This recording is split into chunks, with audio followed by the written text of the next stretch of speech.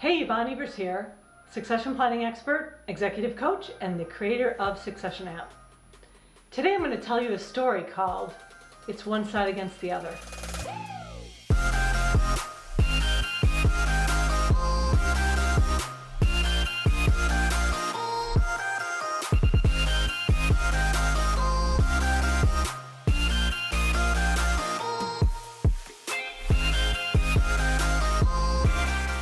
So here's what happened.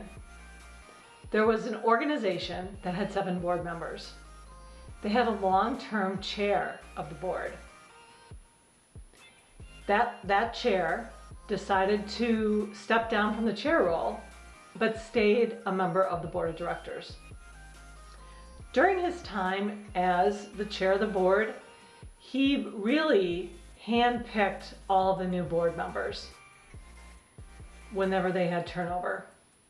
And so what tended to happen is that suddenly, for all those years, they started to have groupthink. Nobody wanted to upset the apple cart. Everybody started thinking the same.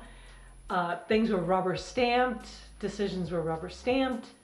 And during this time, a new CEO also started at the organization. So there's a new CEO, a fairly new chair, and they decided to potentially bring in some newer board members that were a little bit different than the other board members.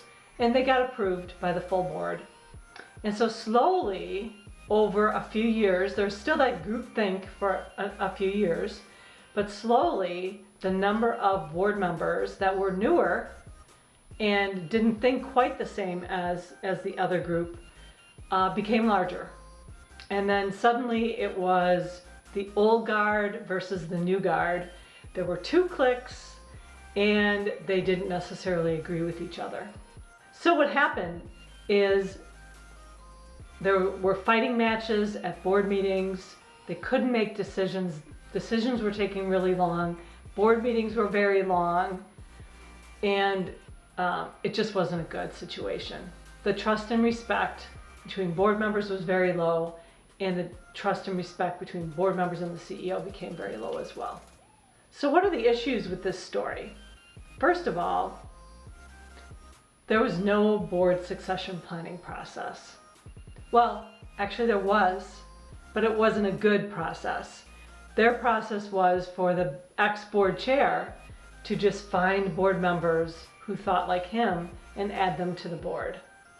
So let me just clarify that they did not have a good board succession planning process that worked.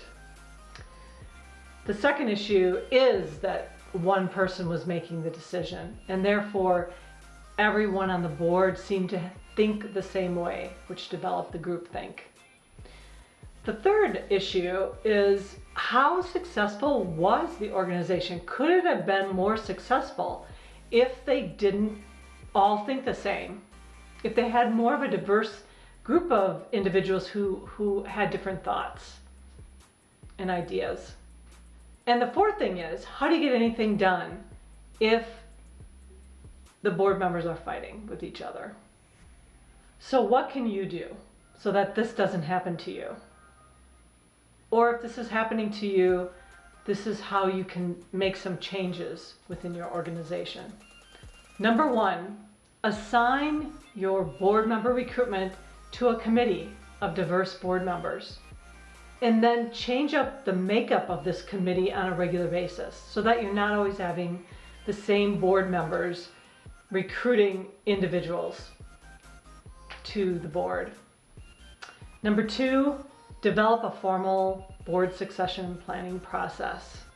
So when I talk about board succession planning, the whole process includes coming up with competencies that you'd like represented on your board,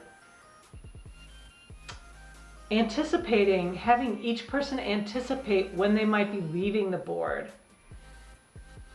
taking a look at where you might have gaps in terms of the competencies, especially when people might be leaving the board, coming up with a board recruitment plan, and then looking at this on a regular basis, not just once every 3 years or whenever you're going to have turnover. This is something that should be done on a regular basis.